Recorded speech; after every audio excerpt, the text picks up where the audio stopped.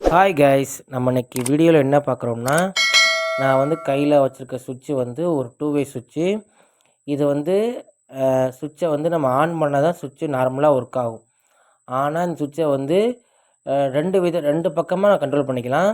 மேலே ஆஃபில் இருந்தாலும் இந்த சுவிட்சு ஒர்க் ஆகும். எப்படி ஒர்க் ஆகும்னா, இதே மாதிரி இன்னொரு சுவிட்சு நம்ம இன்னொரு இடத்துல வச்சுருந்தோம்னா, அந்த சுவிட்சை வந்து ஆனில் இருக்கும், இந்த சுவிட்சை வந்து ஆஃபில் இருக்கும். அப்படி இருக்கும்போது ஒர்க் ஆகும். இந்த சுவிட்சில் வந்து மொத்தம் வந்து 3 பின் இருக்கும்.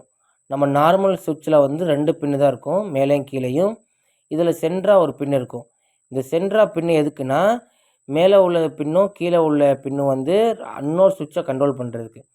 இங்கேருந்து ஒரு வயரும் அங்கேருந்து ஒரு வயரும் சேர்ந்து வரும். அதே போல் கீழேருந்து ஒரு வயரும் அங்கிட்டிருந்து ஒரு வயரும் சேர்ந்து வரும். இப்படி தான் இந்த சுவிட்ச் வந்து ஒர்க் ஆகுது. அதிலே டயக்ராம் படம் போட்டு காமிச்சிருப்பாங்க சுவிட்சில். ஒரு 3 பின்னு மாதிரி 3 கோடு மாதிரி போட்டு காமிச்சிருப்பாங்க.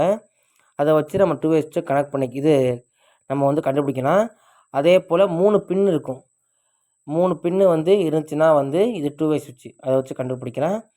இதோட ஃபங்க்ஷன் வந்து 2 பக்கமும் யூஸ் பண்ணிக்கலாம். 2 சைடு நம்ம வந்து ஆன் ஆஃப் பண்ணிக்கலாம். அதான் இதோட ஃபங்க்ஷனு. இதை நம்ம அதிகமாக வந்து பெட்ரூமில் இருக்கும்.